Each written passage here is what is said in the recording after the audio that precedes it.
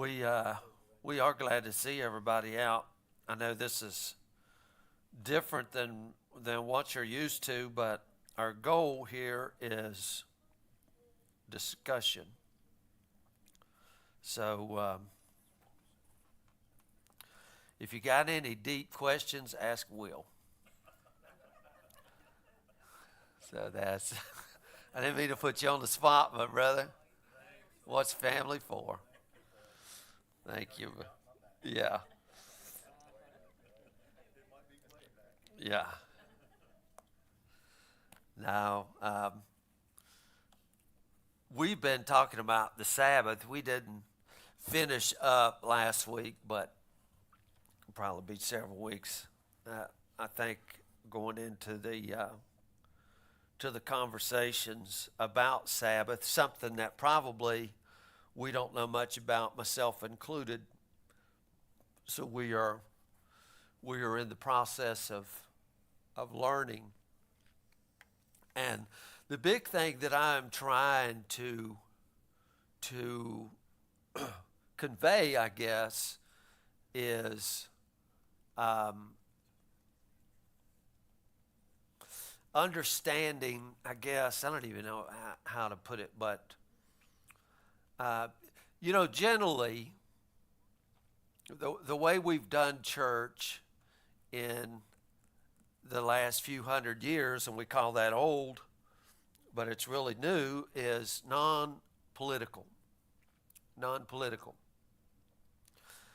And, here's a question. Did they crucify Jesus because he loved the poor people? I mean, they didn't, did they? Why did they crucify Jesus ultimately? Because he was a threat to their power. I mean, that's, they called him a lot of names. One, they said he makes himself equal with God, calls himself the Son of God. And, for the most part, religion, church is set over to the side and go to church on Sunday and, whatever. Pay your fire insurance, I guess. And from there, who knows? Just keep it all separate. So when I'm looking at Sabbath, when I'm looking at all these things, I mean, you got to understand they are in the face of what's going on in society. I mean, we got to understand that. And just to ask some questions, and sometimes questions make you uncomfortable, and they should be in that sense. But let me ask this question: does socialism create an equal society? No, Denise, quick on that. No, it does not. Does communism produce an equal society? No. Does capitalism produce an equal society? Okay, it doesn't. None of those isms produce an equal society. Does the kingdom of heaven produce an equal society? So if that's the conclusion, then the United States is not the kingdom of heaven. I know that sounds kind of crazy, but I get frustrated about some things. You guys know. Let me tell you. Let me give you my rants. Morgan is pregnant, and she has been dealing with high blood pressure. They got a name for it. They haven't diagnosed her with preeclampsia yet, but she'll find that out this week. If anybody knows what that is where the placenta causes very high blood pressure, and the only thing they can do is take the baby. So we're going to find out this week. So Morgan works at a daycare. Well, if anybody knows, Morgan, she does well because she runs the daycare. She doesn't own this, but she makes just enough money to get no help. Do y'all know what I mean? She can't get any medical help. I know people that say, well, sign up on Medicaid. Well, she makes too much. Okay? Tracy's daughter, guess how much help she's going to get with daycare? Because if you get a job, you get no help, right? I mean, is that the truth of the matter? Okay. So Morgan looked into buying some of her insurance, but it was going to cost between $700 and $800 a month. Anybody in here can afford that? Because if you do, we need to talk, because I need to borrow some money, right? Because that's a little out of my price range a month just for insurance. Now, insurance only pays part, right? So now with the complications, they want her to come back twice a week, and it's going to cost a little bit over $600 a week. Now, does anybody have that kind of money? And the good thing about it is they told her she has to pay up front, which they told Tracy's daughter she has to pay up front. So in other words, if you're going to come in here, you're paying at the door before you can come in. I'm wondering. I mean, I get the feeling they don't care if you have it on the street. I really don't think they care.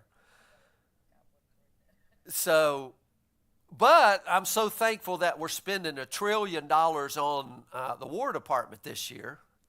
I'm so thankful for that, so that we can keep the wars going. So, I want you to understand the upside downness of our society. It is ludicrous. And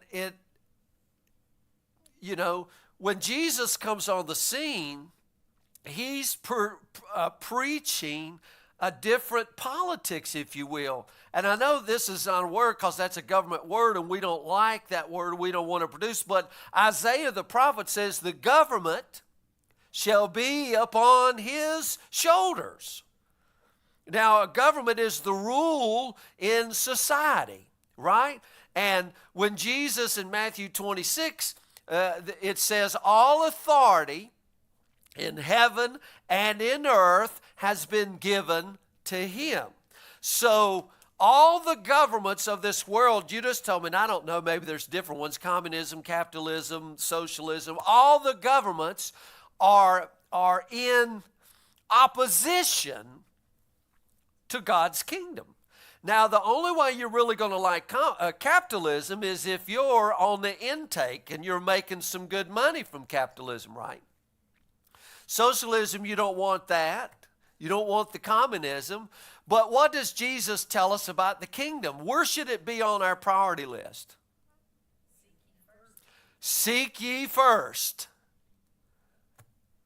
God's kingdom and his righteousness, and all these things will be added unto you, because he knows what you have need of it.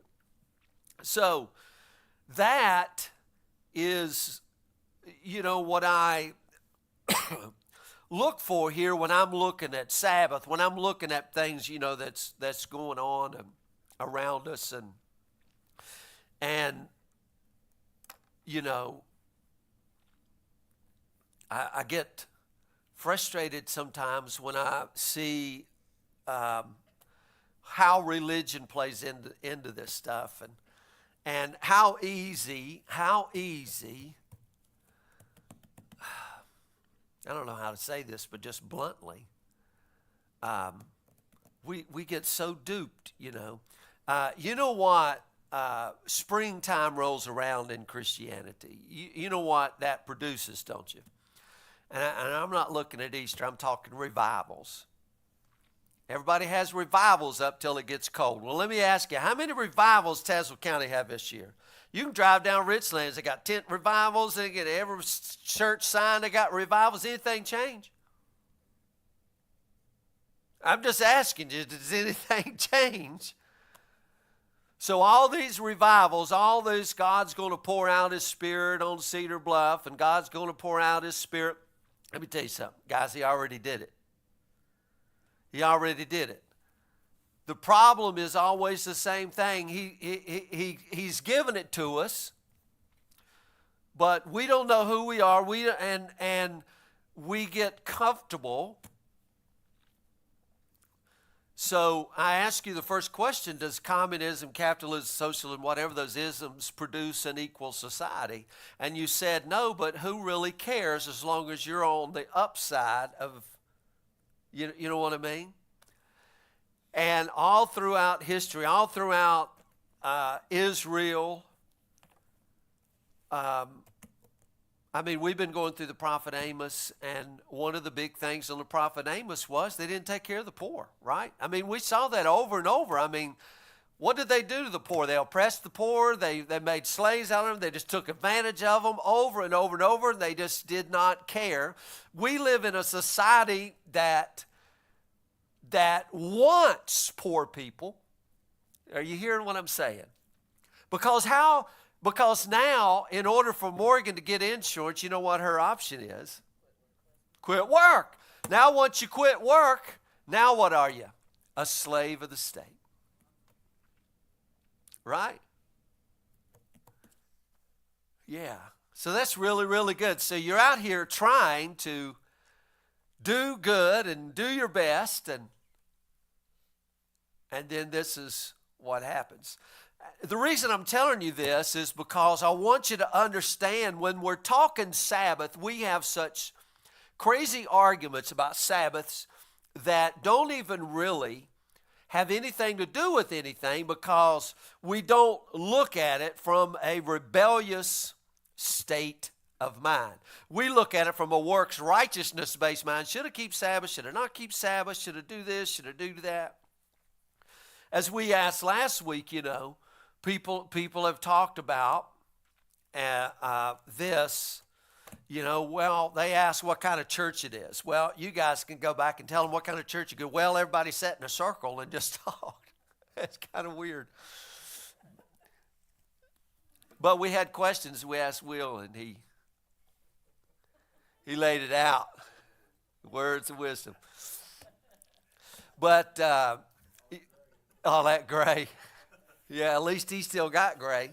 Some of us are missing in action. But, understanding these kind of churchy things, and, like I said, on the revivals and all this stuff, and I get frustrated with it, because in my mind I'm thinking, instead of having these revivals, why aren't you doing something about society? Why aren't you trying to do? See, guys, that's the challenge you and I are called to in our generation. You and I aren't facing the challenges of 1950. We're here. And there's challenges in our society, and you know what? None of us has all the answers. This is not, well, turn to Amos chapter 4, verse 3, and that's the answer.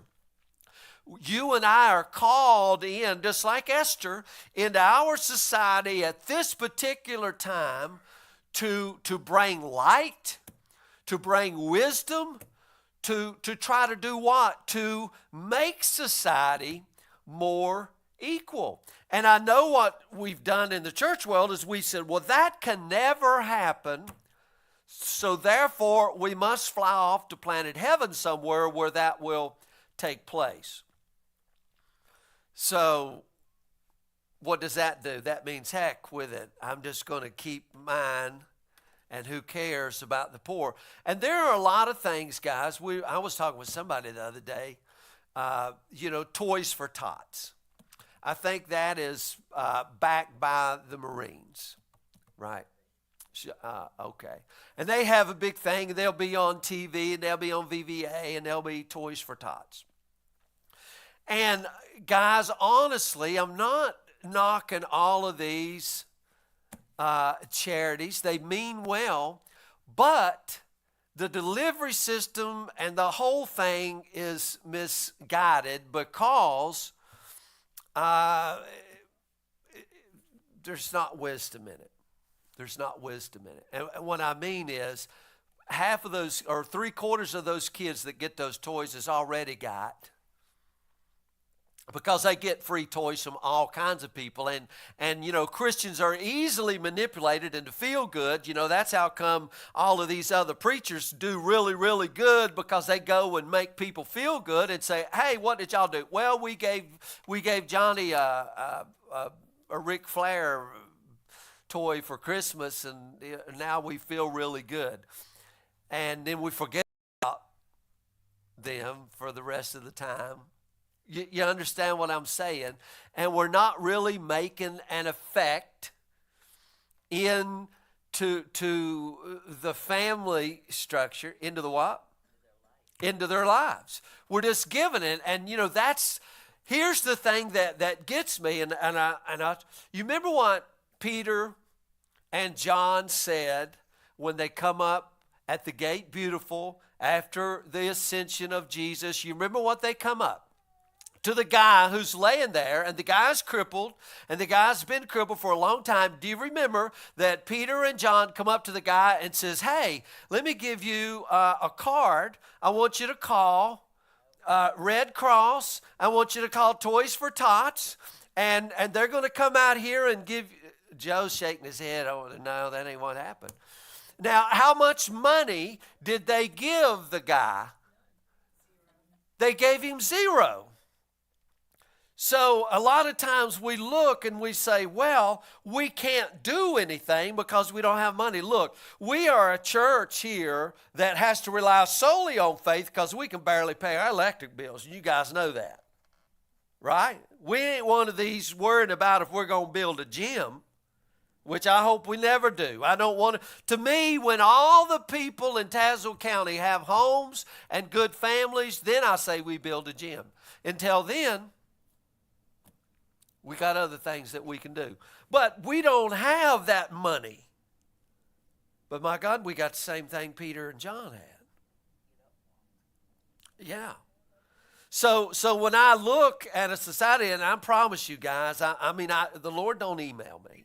I promise you, He don't. I wished He would. It'd be real plain to just follow His instructions or send me a text or something. I'm sure He's got a cell phone, probably the latest one. Yeah.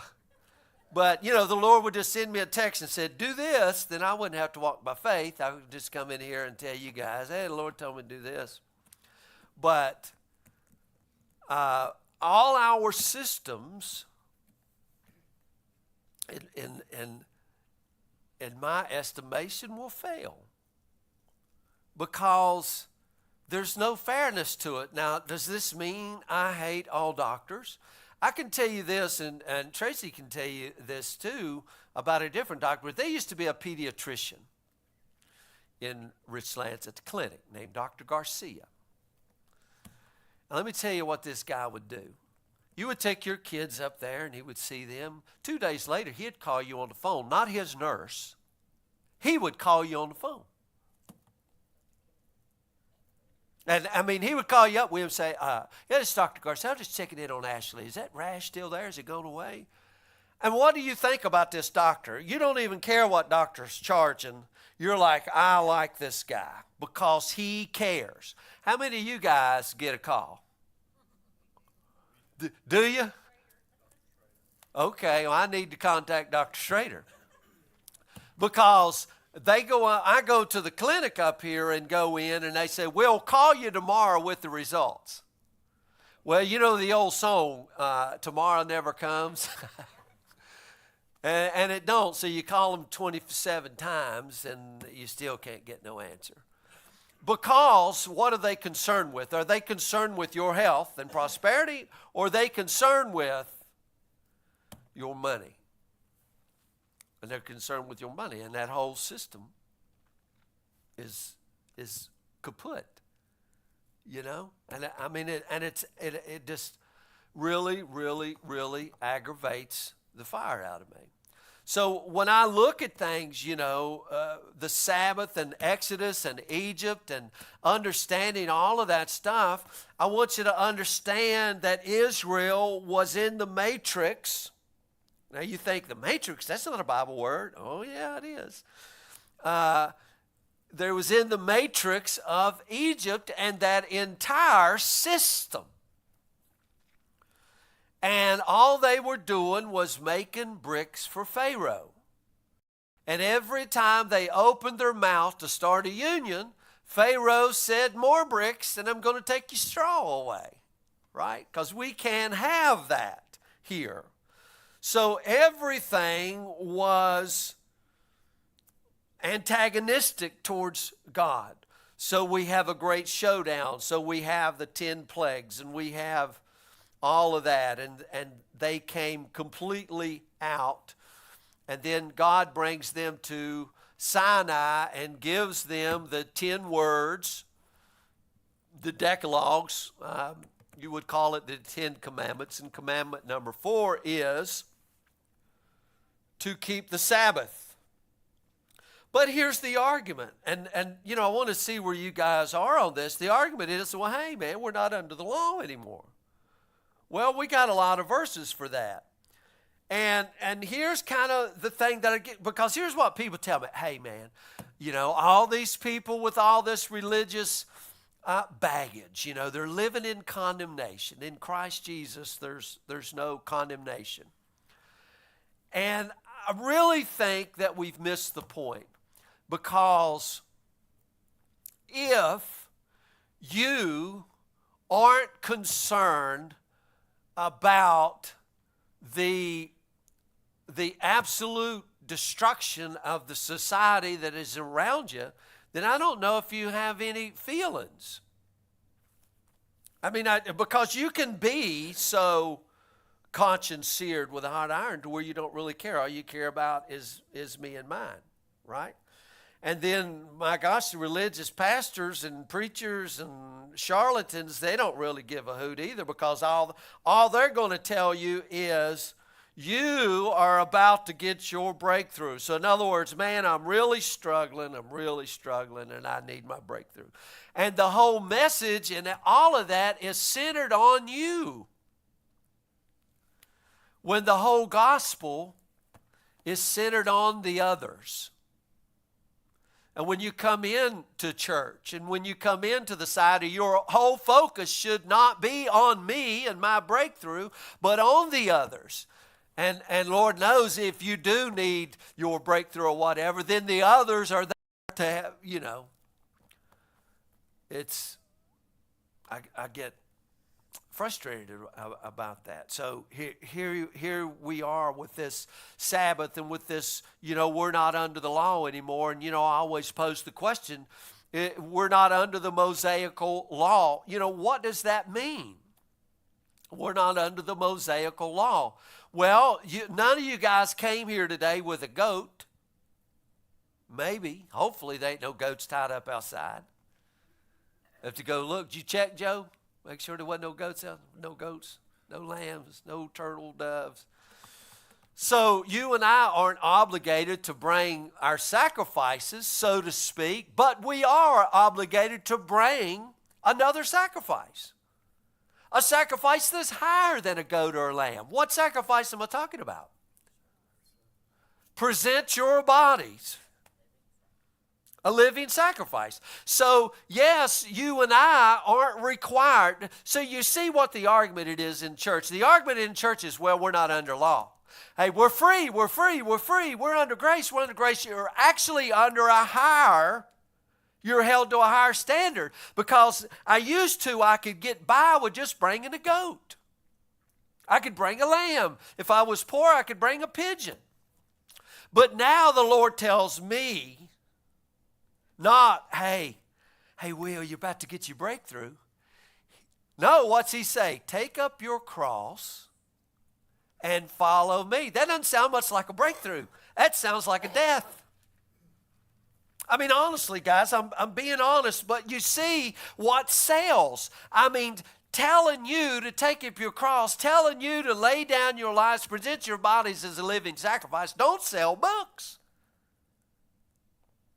How the prosperity gospel, that sells books. I went up, Tracy and I went to the mall Friday. It was Friday, wasn't it? Yeah, Friday night we went up there to the mall. We was looking for something, but to me, you know, used to be one store you had to go to when we went to the mall. That was a state law in Virginia. You had to go to the cookie place. That was a law. So I went, Teddy. I got 5 cookies. It is still a law. I didn't know if they had changed it, but I mean, I don't really want the cookies, but I ate all 5. Or I think it was 6. You buy one, get one free, but the free one has no calories. So I ate that one real easy. That was easy. And then while you're at the mall, you have to go to Chick-fil-A, which was the first time we ever waited 45 minutes to get our chicken nuggets from Chick-fil-A. But, yeah, that was kind of crazy. But then I always go over to Books and Me, because there's some guys I really like, and I have a lot of their books on Kindle, and I go over there to see if they're in the store. And you know who's always in the store? It's the same old authors. T.D. Jakes and Kenneth Copeland and, all them guys selling their, Joel Osteen, oh my God, all them guys selling their junky stuff. So when I'm looking for real biblical scholars, they don't sell them. You got to go other places to get their stuff. Guys who really put out good stuff. But because the other stuff is just so self-centered, self-realized, just self. They make me sick with it. So this, let's go over and read a couple Bible verses here. Kind of pick up where we left off last week. I'm free. Because to me, guys, and I'm trying to get this out of you guys, I have questions and I have arguments, not with other people, but with things I hear, things I think about, and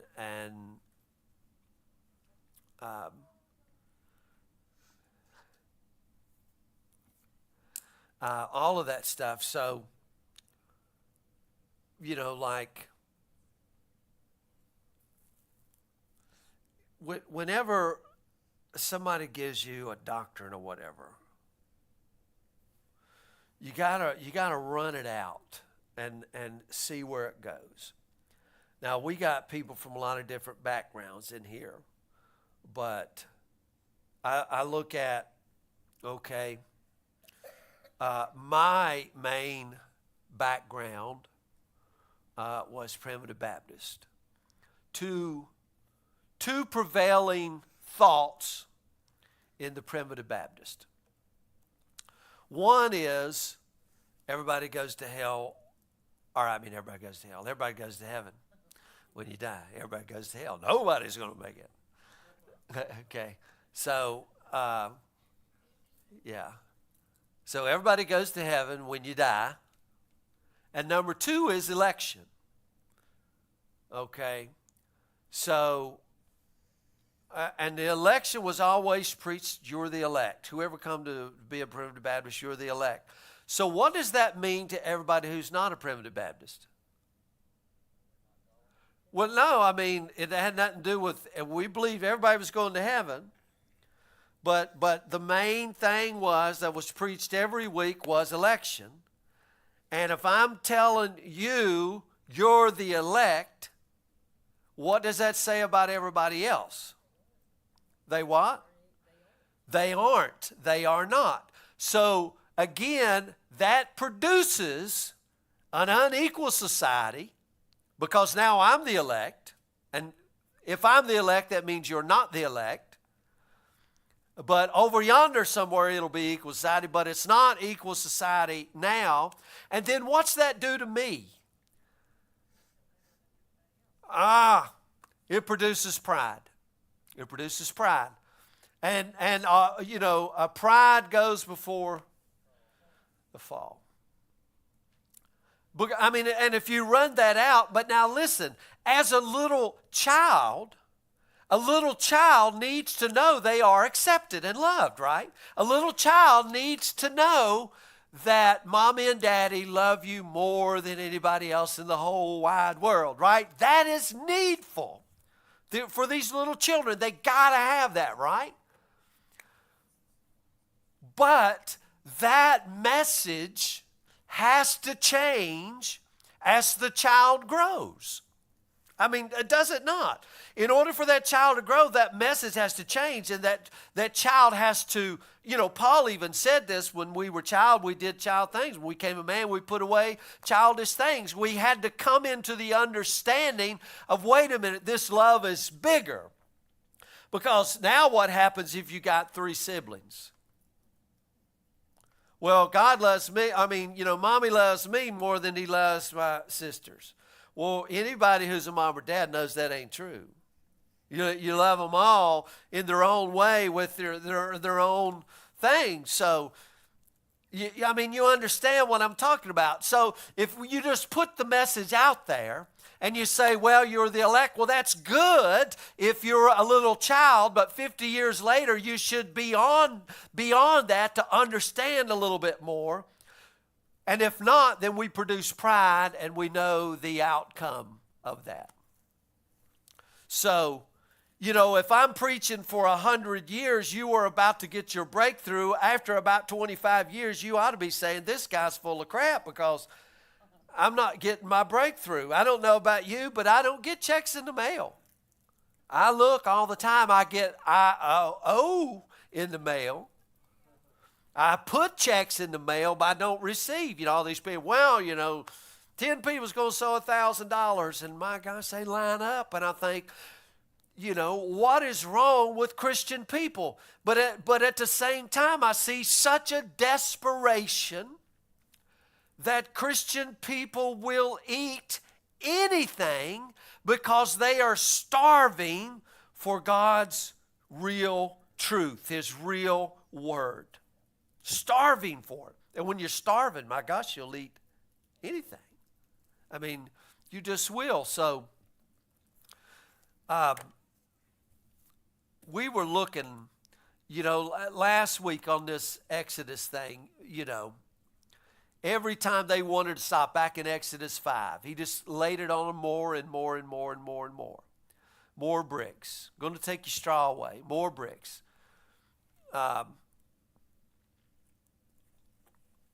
Heavier labor. And then called them lazy. I love this. You guys probably don't even think this is in there, but I'm going to go back over and show you. Because Tracy and I went to the restaurant one time, and there's a lady come out there and looked at Tracy and said, lazy, lazy, lazy. I said, boy, they know you better than I do. Yeah. Exodus 5:17, but he said, you are lazy, very lazy, for the reason you say, let us go and sacrifice to the Lord. You're lazy. That's what he said. You guys don't really want to go sacrifice to the Lord. You're just lazy. You don't want to make the bricks. You're just lazy. They're lazy. They're, again, lazy. And do you remember the command that God told Moses to go tell Pharaoh? Do you remember the command? Let my people, he didn't say, you know what, go down there and cut a deal with Pharaoh. I think you guys can get along. Did God tell Moses, I think y'all go down there and y'all can work a system out to where you can, mesh and have it together? God didn't say that, did he? Let my people go. And here's the delusion today is we think that the kingdom of God can mesh with D.C. And it don't and never will. It doesn't matter. Republicans, Democrats, it doesn't matter. They don't mesh because they all create an unequal society. A society, remember the society when Jesus came on the scene. Those who sat in great darkness, gross darkness, saw great light. And in that whole system, there can be no Sabbath rest. There can be no Sabbath rest. I don't know about you guys. I remember one time, I think I worked, which doesn't sound like a whole much, but I think it was 6 weeks straight. No days off. Anybody ever pulled a spot like that? Huh? Maybe once or twice. Yeah.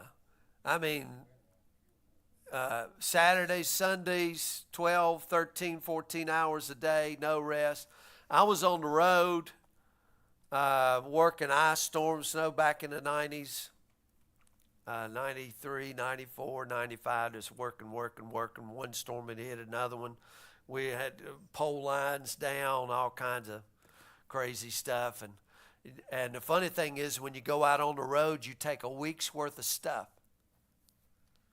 Well, you work 6 weeks, how many times can you wear your socks? There's other clothes you got on, like, you know.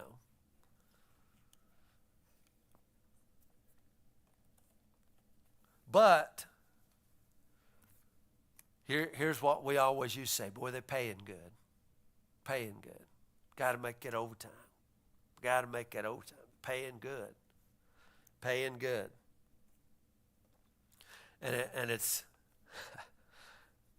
it's kind of funny because you know what most of us, well, I don't know, I shouldn't say you guys, you know what most of us do if we do make extra money? We don't help society out, we just buy more junk. I mean, am I being honest? Buying something else, you know. If you're like me, man, I don't know about you, but if I get this gun, this will be the last gun. It'll be the last one. You know, this scope, man, this top-of-the-line scope, I get this one, Teddy, I won't need another one. I won't need another one. This guitar, whatever. Man, if I just had those shoes, those boots right there, I believe those boots will last another 70 years, and those will be the last hunting boots I need. That's all I'm going to do. You got 7 pair in there. I mean, you with me? I mean, that's what we do with it. I mean, you know.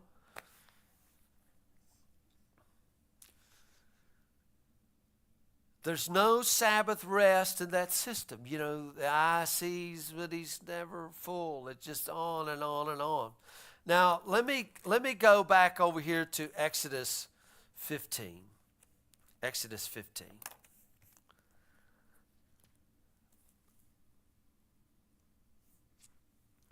Let me just read verse 1. Then Moses and the sons of Israel sang this song to the Lord, saying, let me ask you a question. How many songs did they sing in Egypt?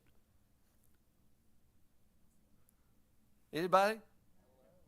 None.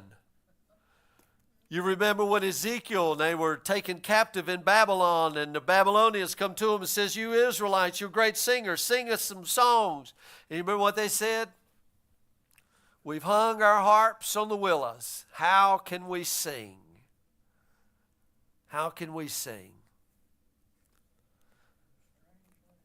In a strange land, that's right. Now, for me, just to give you an idea here, have you guys ever heard of blues music? Oh yeah, blues music. Where does that come from? Slavery and oppression. I mean, the Mississippi Delta. I mean, so the guys are singing the blues. Why are they singing the blues? I mean, honestly, they're giving voice to their oppression, right? They're giving voice to that. You know, Robert Johnson, Lightning Hopkins, you know, all of them guys. They're singing the blues, you know, just singing the blues, because that's kind of the only music that Egypt can produce, right? Slaves. Did I tell you guys last week the cotton gin, Eli Whitney, the cotton gin? I didn't tell you that story? Well, let me lay it on you. Y'all know Eli Whitney invented the cotton gin. The cotton gin would take the seeds out of the cotton, which was a very laborious thing. So, you know, they had the slaves in the South that would pick the cotton and then get the seeds and stuff out of the cotton. So he come out with this cotton gin. Now, how much more history did y'all read? Because everybody knows who Eli Whitney is. Eli Whitney on the test, A, B, C, or D, who invented the cotton gin? You click on A, boom, Eli Whitney, boom, next question, right? But what ramifications did that have in our country? Okay, well, he said no need, but here's what could do. Because in our country, we had a lot of small land people. When I say small land people, 100 acres, younger. And those people would have 3 or 4 slaves, but you couldn't afford more, right? Because, you're kind of obligated to take care of them. So here comes the cotton gin. And the cotton gin could do the work of 30 to 40 slaves. So now, if I had the money, because the cotton gin was very, very expensive. Let's just say, for example, that all of us in here are small farmers. The difference is I've got $10 million in the bank, and the rest of you guys are just living on beans and cornbread out of the field. And we all got some slaves here, but now Eli Whitney invents the cotton gin, and the cotton gin costs $3 million. How many of y'all can afford the cotton gin? You can't afford it. I can afford it. So now I can do 30 to 40 times more production than you. So now what I do is I go to Joe and I say, Joe, I know you're about to go bankrupt because you can't even produce 1 bale of cotton. I'm producing 40 to your 1. I will buy your land. You ain't got no choice. You sell me. So now within a few years, I own all of y'all's land. So what happened in the South was about 100 or so families owned all of the land in the South. So if we own all of the land in the South, then we own all of the politics in the South, right? I own every judge. I own every congressman, everyone. So that means all laws that are passed benefit who? They all benefit me, and I'm going to keep it that way, right? So when we got up to the Civil War, guys, that's what led right to the Civil War, because nobody else had a voice. Now, all we heard was the cotton gin. But the cotton gin made those people so rich. When I looked at that one president, I always get them mixed up. Who was the Indian killer? Was it Andrew Johnson or Andrew Jackson? I can't remember. Huh? That who broke all of the Indian treaties and everything. And when I was in Alabama, went to Horseshoe Bend, and I saw how they mutilated us, killed all the Indians, men, women, children, didn't matter. Mutilated them. And the whole thing was, they got in a fight, and that's why Davy Crockett ended up running for Senate, because he became president. Okay? And the reason he became president is because he owned half the state of Alabama. How did he own half the state of Alabama? Who did he buy it off? He didn't buy it off nobody. He took it off the Indians, because whatever you could take was yours. And he wanted the state of Alabama because Alabama was great for growing cotton. Who was it? Andrew Jackson. Yeah. Andrew Jackson. And so, this is what happens. Just all of that. So, you look at what happened to the Indians. Who cares about the Indians? We'll just take their stuff. Who cares about the black people? We'll just take their stuff, because, it's about cotton and becoming rich. Now, God brings them out. Listen, Moses and the sons of Israel sang the song to the Lord, saying, I will sing to the Lord, for he is highly exalted. The horse and its rider he cut a deal with, and now everybody's getting along good. You guys, huh? Yeah, he didn't cut a deal with them. He crushed them. Threw them into the sea. Now, let me skip over to verse 20. Miriam was the sister of Moses. She was a prophetess. Miriam, the prophetess, Aaron's sister, took the tambourine in her hand, and all the women went out after her with tambourines and with dancing. We'd have kicked him out of the church, wouldn't we? We'd have kicked him out. And Miriam answered them, sing unto the Lord, for he is highly exalted. The horse and the rider he has hurled, he has thrown into the sea. So it is repeating the song over here. I mean, and they're really singing and dancing this song. The reason they dance is why? I mean, why are they dancing? Let's get real. Why are they dancing?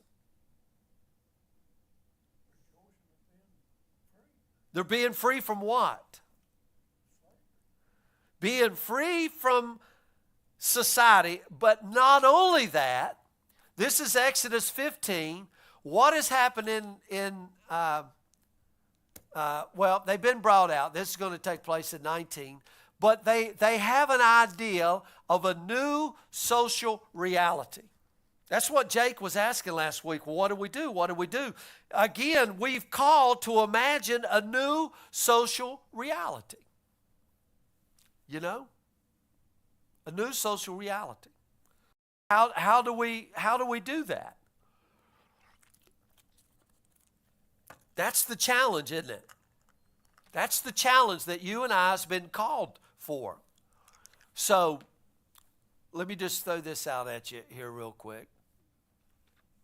Let's say that you and I did really, really good this year, and we took up $7.3 million.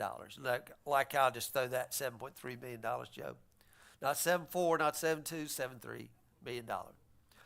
And we bought toys for all the kids in Tazewell County.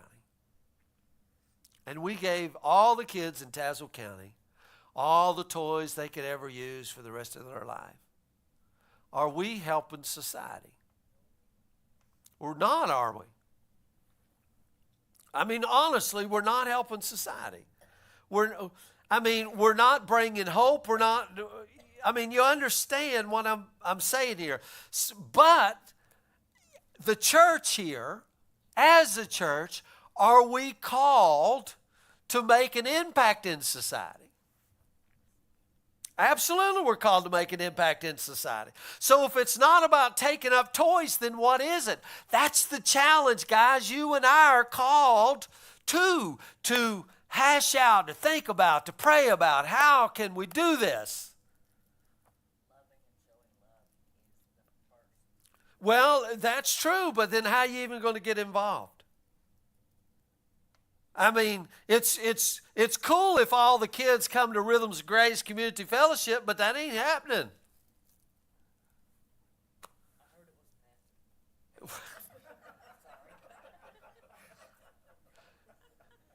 How does the song go? Shot to the heart, and you're to blame. You give love a bad name.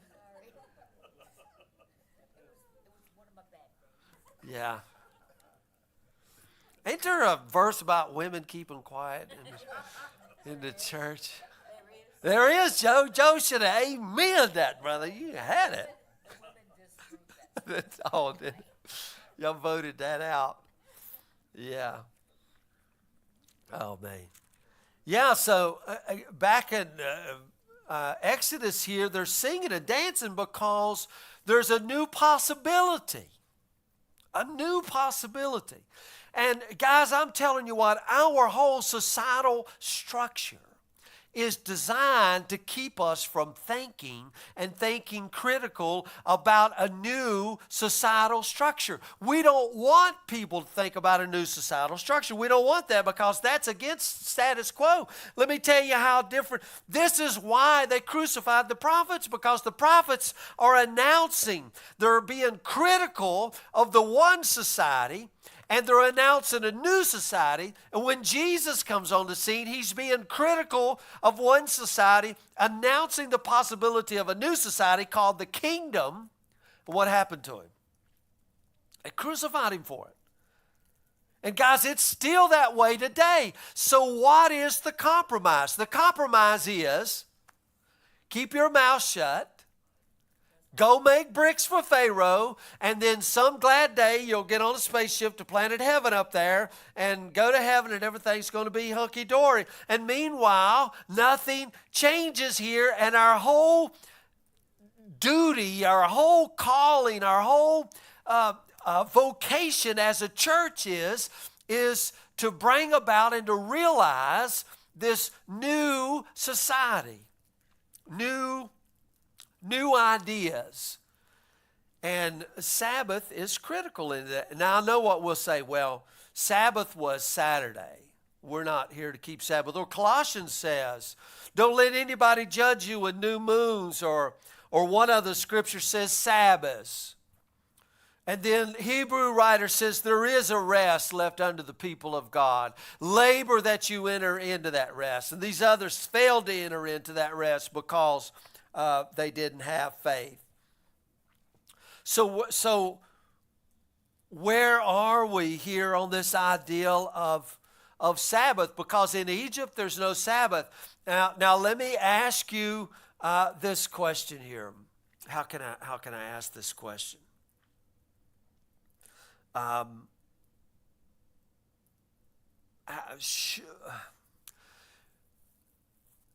Because I know here's kind of the argument that people will make. Well, we're not under obligation to keep the Sabbath. Let me ask that question first. Are we under obligation to keep Sabbath? Under obligation to keep Sabbath? I think that's a big question. And like I said, there's no right answers but mine. Oh, I just seen if you guys was paying attention. Are we obligated to keep Sabbath? Mm-hmm. It's a good point, Kathy. It's a good point. We were grafted in. I started to bring an acorn up here, and I look at Judaism as the acorn, but is the acorn what God had intended? What he had intended was inside of the acorn, the tree. Okay, so Judaism was the acorn, but the acorn didn't produce an apple tree, did it? It didn't produce a locust tree or any of that. It produced what it was supposed to produce, an oak tree. Okay, so yes, we are grafted in. We are grafted in, but at the same time we're grafted into Judaism. You and I aren't obligated to bring a lamb or a goat. Right? We aren't obligated to bring a lamb or a goat. So, Sabbath, do you guys feel like we're obligated to keep Sabbath or not obligated to keep Sabbath?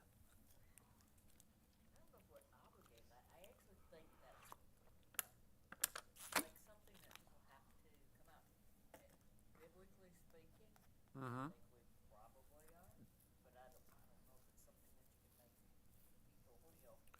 Okay, well let me rephrase this. If you are obligated to keep Sabbath, what is in view there? Okay, the obligation, let's say that you are obligated and you are keeping Sabbath. What is the reason that you would do that?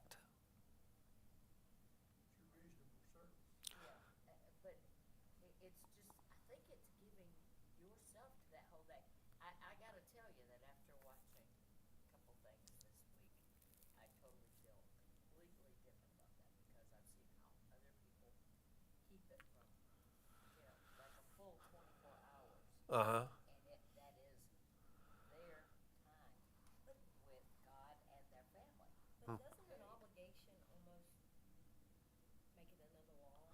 An obligation making another law. That's kind of the point I'm getting to, because under the Mosaical law here, what I'm and guys, I struggle with this, okay? Maybe you guys can clarify this out. But it's like, if you do this, then you'll be right with me. Okay? So if you do this or don't do that, then you'll be in right relation with me. Sabbath being a part of that. You know, we got the 10 words here.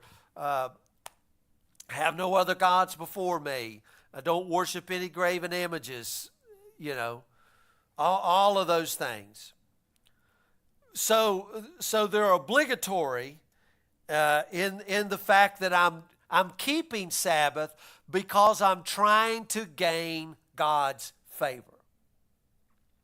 Okay? I guess that's the question that I'm trying to ask, because this is the argument people make here is, well, we're not under the law, which I totally agree. Nobody here is trying to gain God's favor because you already have it. You already have God's favor, right? There's a lot of things, though, that we're obligated to that we have to do. You're obligated to treat her the way I know. No, God almighty, I know. Let her go first. Let her order first. Open a stinking door. Kind of dog. I'm getting a new Bible. I want a manly Bible. Yeah. it says the same words. That we have obligations. We do. Well, I think those would fall more in the times of obedience. Yeah. But at the, again, so here comes the thing. God works in you both to will and to do of his good pleasure. There is a time when you don't feel like it, but you still should do it because it's right. It's right. And if we just waited until we felt like it, and this is why, guys, I'm going to tell you, this is why everybody wants a revival. Because the revival is supposed to be God making you feel good about doing something that you should have already been doing anyway. But the thing is, God has promised us if you will do the thing you're supposed to do, he will add the feelings in that go along with it. I mean, this is not just a, I feel like doing this or that, and then doing it. This is an obedience of doing these things, and then feelings come along with it. Does that make sense? So, After you do something that you dreaded for so long, have you ever done that? Like you dreaded it so bad, and you go and do it, and immediately you're like, why did I wait so long? yeah. It's easier now that it's gone. Yeah. Well, I mean, it is things like reading the Bible. I mean, there are times when I read, I don't really want to read. I mean, I'm just being honest with you. If I only read when I wanted to read, I would never read. But even if I read when I don't feel like reading, there's something there that comes along with it. Or, I may not get it at the moment, but I get later. Maybe a question, maybe whatever. Hey, I read that, I heard that this morning or whatever. So that comes along with it. So in Sabbath, this for you and I, this is not us trying to gain favor with God so that God's blessings could be upon us. It's not any of that. It's not, well, what if I don't keep Sabbath, that I'm going to miss out on all of this stuff. I mean, Paul makes the statement in Colossians, don't let anybody, I'm going to read this out of this Bible here because I can find it real fast. In Colossians, let no man judge you in meat or in drink or in respect of a holy day or of a new moon or of Sabbath days. Did he say don't keep them? Don't let anybody judge you for them. Right? I mean, that's what he says right here. Don't let anybody judge you. So Sabbath, if we are, I'm just giving you my estimation here. Like I said, God didn't send me a text message or an email. Nobody here is obligated to keep Sabbath. Nobody here is obligated to keep Sabbath. So now that brings the question around. If you're not obligated, should you? Let me ask you this. Paul would make this statement because they were dietary laws, right?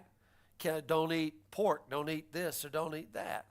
But then all of a sudden, we come in, and see, here's the thing that some people want to do is they want to make you good Jews. And being a Christian is not about being a good Jew. Listen, you don't have to obey the dietary laws. You are free to eat a sausage biscuit, right? I mean, you're free to do that. But now, don't let anybody judge you whether you eat a sausage biscuit or not. But here the rules are changed. What do I mean by that? That means that I may be free to eat a sausage biscuit. William may not, because his doctor may say, William, you're dealing with some high blood pressure. Stay away from sodium and pork. So for me, I can eat it. For William, he shouldn't eat it. But our status with God does not change in that, right?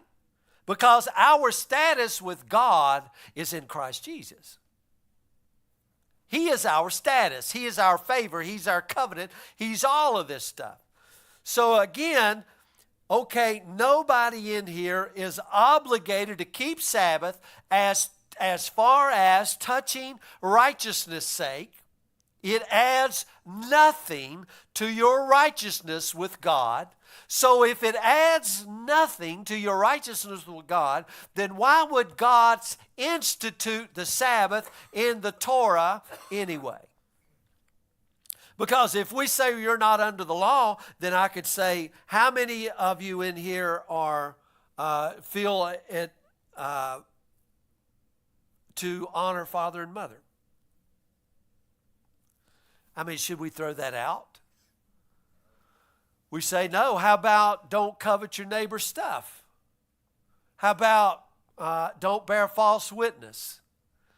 And people will jump up and say, man, I'm not under the law anymore. So that means I can lie on my neighbor. Well, I think that's ridiculous to say that. So what does it really mean to say I'm not under the law anymore? Now I'm free to go steal off my neighbor and lie about him. Laws written in your heart. And see, that's a good statement right there, because I would have to look at some people's heart and say, what law's really written on your heart? And that very statement right there, is a big statement. We're going to have to really look at that sometime. Well, what does that really mean? I'm going to write my laws in your heart and in your mind. Mm-hmm.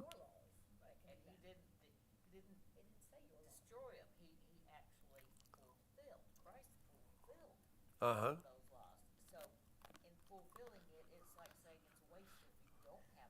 Mm-hmm.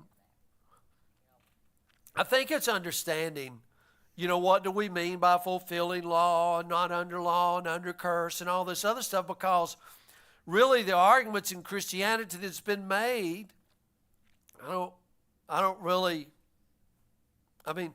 they do is just put you in a non-engagement kind of place, a self-centered kind of place, instead of what can we do to make society better and more equal, and all of that stuff. When Jesus is saying that take my yoke upon you, he takes our yoke upon him and gives us rest. That would be a part of Sabbath to allow him to do that, would it not? Sabbath. Again, one of the things about Sabbath was, let me go over here and read this. Okay. Now you go ahead. I'm going to get this verse here. You go ahead.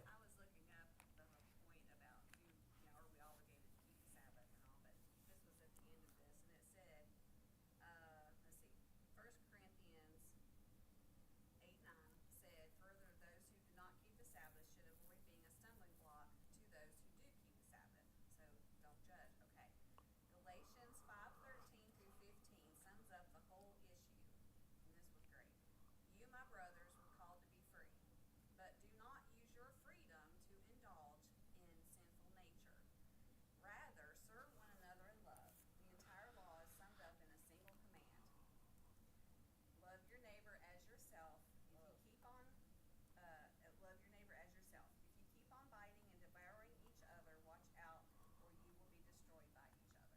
Yeah, that's right.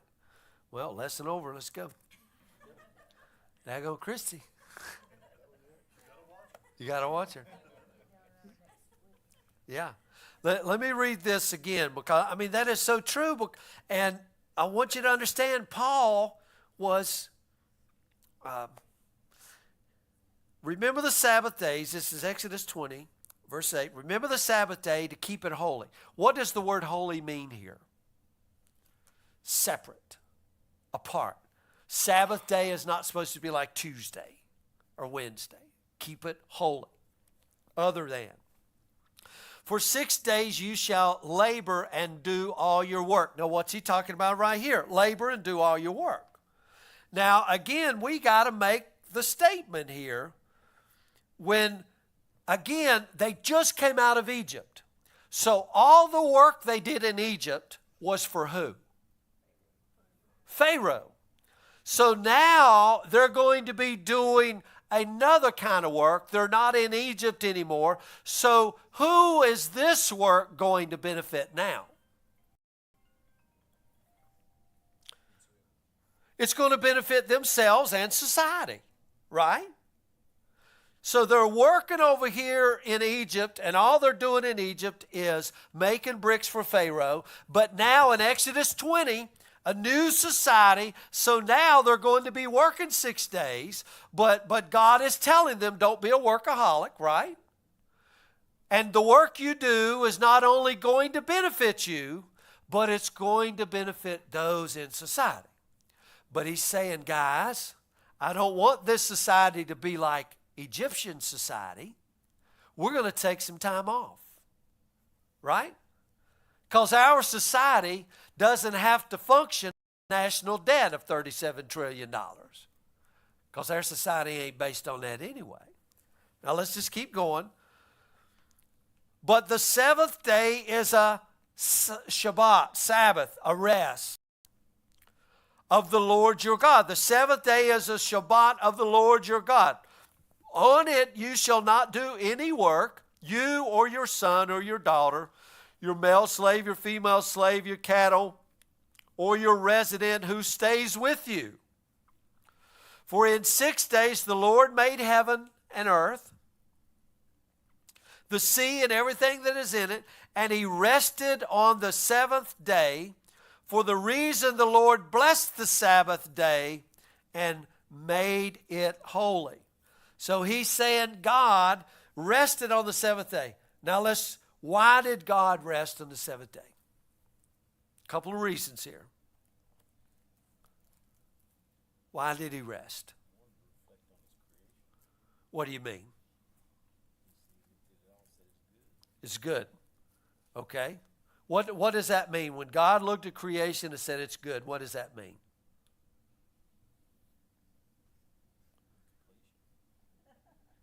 What do you guys say? Oh, it was complete. It was good and it was complete. Now, what does that mean, complete? He finished his work. What does that mean? Huh? Didn't need nothing else. It's done. It's over. Right? So, there's nothing to be added to it. It's all there, complete. So, keep this in mind. He rested when, you remember Paul writes, we are seated together in heavenly places in Christ Jesus. No, also in the Colossian writer it says you are complete in him. Now, you and I both know that you and I aren't seated up in the sky with Jesus. So Paul is using good Hebraic metaphoric language here to tell us that you and I are at rest, seated, because that's what seated means, right? We're all set it down. We're at rest. Some of us don't have set down jobs, right? Never, yeah. But so you're seated. You're at rest. So when Paul makes the terminology that we're seated with Christ in heavenly places, he's again mixed all this together. There is a There's an ideology of we're at rest. We're not trying to earn God's favor. We're already in God's favor. We're not trying to add nothing to this, take anything away from it. You're in this position of completeness, of wholeness, of fullness, right? You're already in that position. Now you can go out and make a difference in society. See, most church people don't know that. Most church people are trying to get into this position or longing for this position or hoping for this position someday. And he says, Christ has already done that. You are seated with him. Now again, remember the Sabbath. Keep it holy.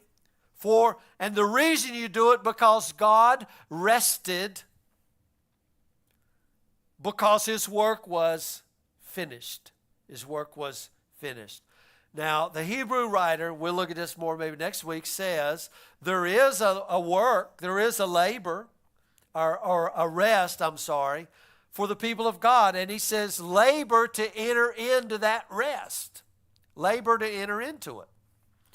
Now, two things here. We'll be done here quick. If in Egypt all they done was make bricks for Pharaoh, and when they came out of Egypt, they sang songs and they danced because of the new possibility of a society.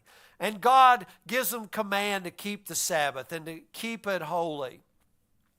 But you and I aren't under obligation to keep Sabbath because of all these other things. And you that keep Sabbath or don't keep Sabbath, don't let it be a stumbling block to those who do keep Sabbath. So the question pointed to us is, should you and I keep Sabbath?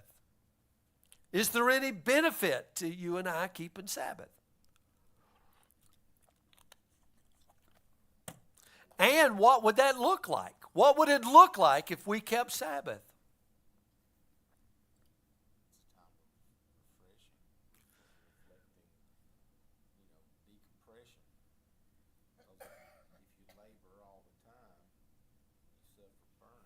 Yeah. Then when you burn out, your effectiveness diminishes greatly. Uh-huh.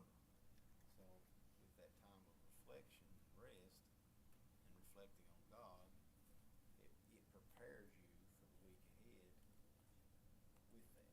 Mm-hmm. Anybody else? Sabbath? Nobody give me any ideas here?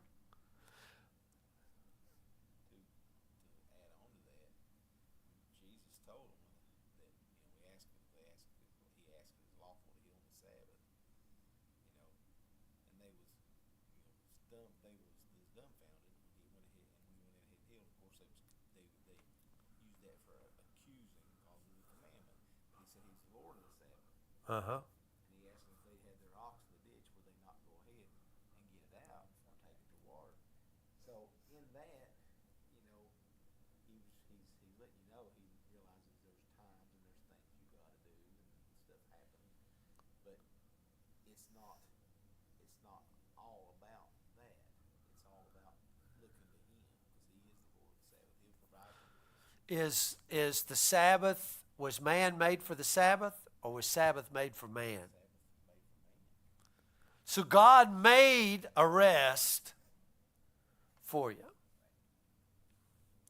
Now think about that statement. If God made a rest for you, why wouldn't you go into that rest? Like having a vacation day and not taking it. Uh-huh. Back to the company. Uh-huh. You're the one that said you worked 3 weeks at a time. We didn't. Yeah. Yeah, that was then. Yeah, it was 6. Okay, so let me ask this question again.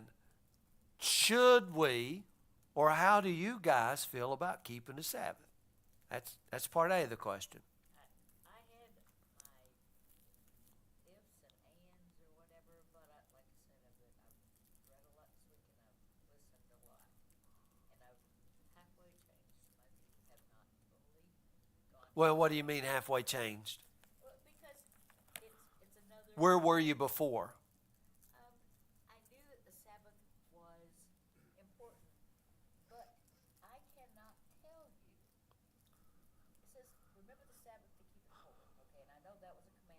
Uh-huh. blah, blah, blah. Okay, but I don't know that I have ever taken a full day and kept it holy. Yeah. I cannot honestly say that. I don't know if anybody else can or not. Yeah. Well, I guess that's a good starting point, Kathy. Let me ask you this to follow that up. What would be in your mind? Okay, because this is part of the thing. Remember the Sabbath, keep it holy. What would be the part? What in your mind would be the keeping it holy? Doing something that not for God, for myself, but knowing that I'm doing what is good for me, family, and everything instituted. And Uh-huh. it's not an institute, but you know what I mean? Just something that you normally wouldn't do, but something you know is a good thing that you would not normally be doing. And not thinking about anything else that's going on before or after. Yeah. Anybody else? Under traditional Mosaic law, they wasn't allowed to travel but so far. They was Uh-huh. not allowed to do any labor. Couldn't even cook. Yeah. It was certain ways that you had to, you were very limited on what you could do. But looking at the way Jesus described it, it's, if you're keeping it holy, your reference to Him, but you're also in rest, which is to be replenishing your soul. Uh-huh. But don't people have different variations of rest? I mean, what may be restful to you may not be restful to me. Right, exactly, that's what I'm saying. What may be restful for one may not be for another. Yeah. Yep, that's what I said, just what's true to you. Okay. Well, again, we're drawing back over here into the religious argument, but I want to go back to context here. The context of Exodus 20 is you were in Egypt. What was your social structure in Egypt? Huh? You was the bottom of the barrel. You were slaves. Okay? So, what, let's just say you're in Egypt and you're a slave in Egypt and you're working 7 days a week in Egypt and you come home of an evening and you turn on the TV. Is there going to be any religious programs on? Not in Egypt. What's the programs going to be? Sorcery. The programs there are going to tell you that you're just not complete. But if you had a Big Mac from McDonald's, then you would find joy and wholeness and happiness, and you would be fulfilled. And you feel like a slave, but you're not really a slave, because what you're really doing is making bricks for Egypt so that we can build more storage space so that when famine comes, we'll have enough food for everybody, right? Because they were building storage cities. So you're really not slaves, but you're really contributing to the good of society, right? So everything coming at you would be to fulfill you more in the role of Egypt. Everything. Right? So what games would you be watching? I mean, back in Rome, they didn't have TV. So what was your entertainment?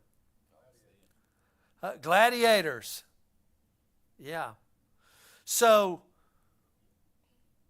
isn't it amazing? Isn't it amazing? We're fixing to go to 7 days a week, but used to be. Do y'all remember when TV first came out? It came on at like 6 in the morning. At about 10 o'clock at night, it went off.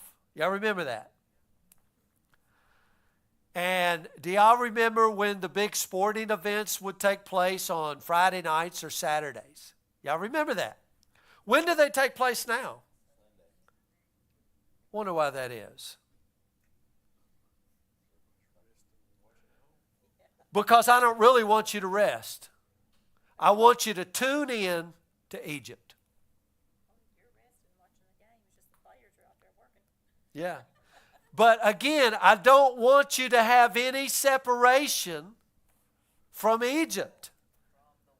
I don't want you to have any separation at all from Egypt. I want you connected one way or another. This way, TV way, some way or another. Now look, you guys are free, right? I mean, he's telling you, you're free.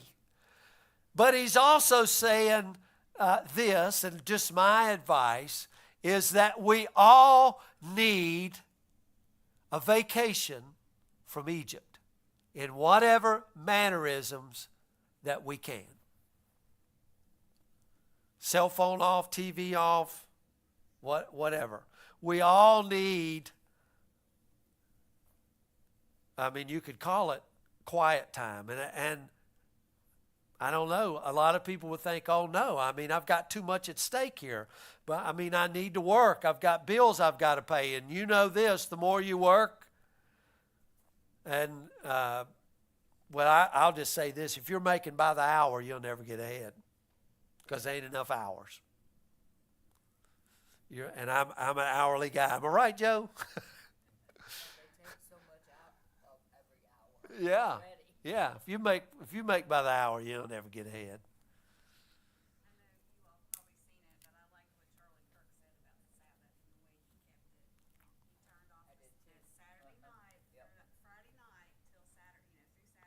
Yeah. Whenever the Sabbath was supposed to really be. He'd turn off the cell phone, TV, everything. He spent all his time devoted to God, his family, and that was it. Uh-huh. That time. Spent a lot of time with his family. Yeah. And I'm going to add this in. Not everybody, and this is one of the things, they were obligated to keep the 6th day of the week. Which would have been a Saturday. Not everybody can do that. Some people runs a schedule where they work Sunday, Monday, Tuesday, Wednesday, Thursday. Maybe they have to try to take Tuesday off. Maybe somebody takes Sunday off. Maybe somebody has to take a Wednesday off. But my point of the matter is, this is not obligatory as far as you earning a righteousness with God. But as far as your sanity goes, we all need to disconnect from Egypt. And do you know what we're saying to Egypt when we do that? Our supply is not from you. It also would have to improve the relationship with Christ himself. I mean, the less you have on your mind, the deeper the relationship is. Uh-huh. It has to be. I mean, since there's nothing else going on up here. Well, so in essence, do you know what Sabbath is saying to Egypt? Sabbath is an in-your-face rebellion to Egypt. I mean, do you guys understand that? It was an in-your-face, we're not working. Have you guys ever heard of the term, let's have a hoedown? Y'all know what that term means? I know what the hillbilly version is. I mean, what does it mean? Where did it come from? Huh? Singing and dancing, hoedown. And that's, remember, they sang when they come out of Egypt. But listen to the words, hoe down. It was a slave term coming from the slaves in the United States of America. They laid their hoes down and says, by God, we're not working. We're having a hoedown. We're putting our hoes down and we're having a Sabbath. And we're going to sing and dance. That's where the term comes from. A hoedown. Yeah. Well, you see, this is what society does with everything. They twist and turn and get you thinking all of this other stuff, but it was always this away from Pharaoh and Egypt and making bricks in our society. It was a separating. Hey, and you know, I mean, the railroad calls me 24/7. And you know, every time, every week, they'll say, well, I'm on call, well, I'm on call, well, I'm on call. And you know, they'll say this about Jim. They say, well, Jim, it don't matter because he ain't taking it no way. That's right. That's right. Because, you know, I want that time off. It ain't about all that money. Now, they'll pay you. They'll pay you all the overtime. Yeah, you can come out and you can do that. And we got guys. I work with one guy who'll go out to eat with his wife on a Saturday night and take his railroad phone, and they'll drive separate vehicles in case work calls.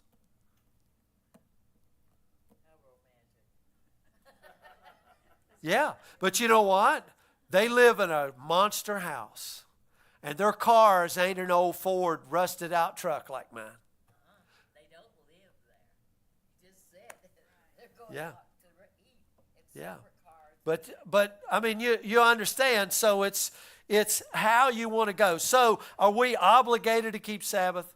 No, we're not obligated to keep Sabbath. But should we have a shutdown time? In my mind, I believe we all should. And it's in rebellion, honestly, to society. Because I guarantee you, my work don't give a hoot if today is Sunday. I know his don't. If today is Sunday or Saturday or Tuesday, we're calling, we need you. I'm like, you didn't need me before you hired me. Right? Was this a startup company? And y'all had to have me? And you know what? If I don't go to work tomorrow, the railroad will go on. And the state will go on. It will. That's the truth of the matter.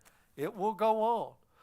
So understanding where our life is really bound up, I think that's the important thing of Sabbath. This has got nothing to do with regulatory laws and righteousness and all of that other stuff. It has of cutting ourselves off from Egypt and all of its tentacles into our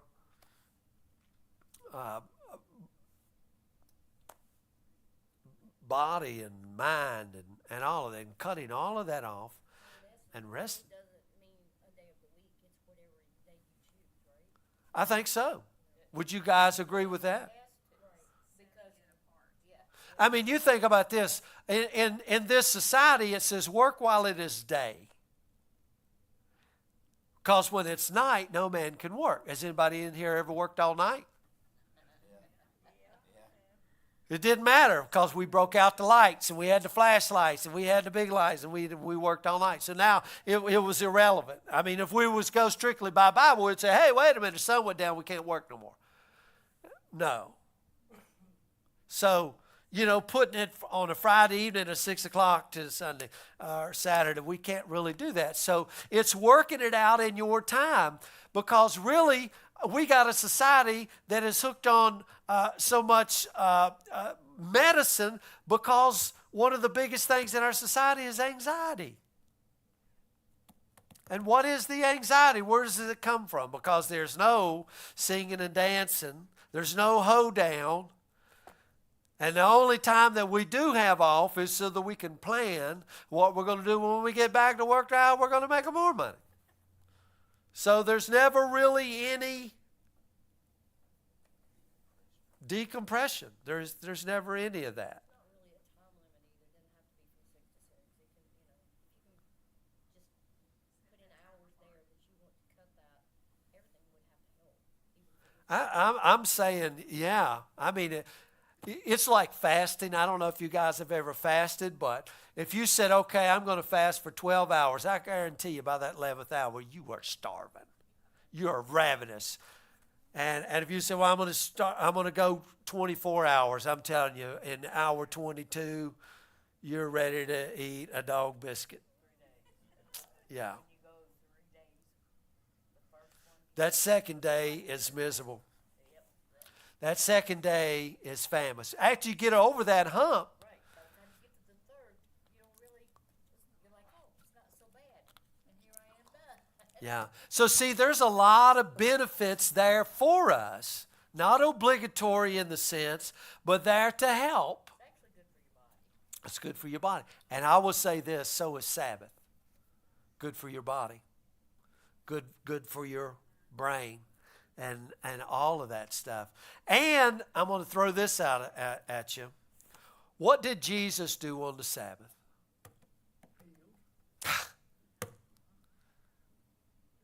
That ought to tell you something right there. Yeah. He always healed on the Sabbath. Everything he did was on the Sabbath. Now think about that.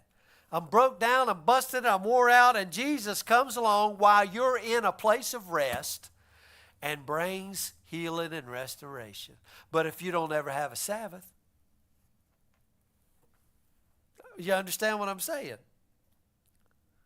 So, yeah, just kind of keep that in mind. Any other comments or questions? Say that the Sabbath is a fruit of the Spirit. Huh? I said you could actually say that Sabbath is a fruit of the Spirit, a gift. I think it's a gift, yeah. Yeah. I think it's a gift given to us. I really do. And look, it's all summed up. I mean, Colossians will tell you the Sabbath itself. Do you know why they kept Sabbath? They kept Sabbath because it was looking for a day of eternity, a day of rest, a day of wholeness, a day of all of that. They said it's coming. Sabbath is coming. Sabbath is coming. What we're saying is it's here and his name is Jesus. And we can go ahead into the real Sabbath. See, they were looking at one day this is going to be Sabbath. And we are looking at the real Sabbath, which is Jesus himself, who brings about the refreshment and the healing and the wholeness. Really, they were looking at all that. So, am I making any sense in all this? Anybody else? Well, I guess Tracy's on the cell phone. God dog it. She has no Sabbath. She has no Sabbath. No Sabbath. If you want to go, turn it on. I know. I was texting her. I was texting her. And then when I had it down here, and when she answered, I was like, ah. Yeah. You can go ahead and turn it off, baby. Because we were online and all y'all's comments are on.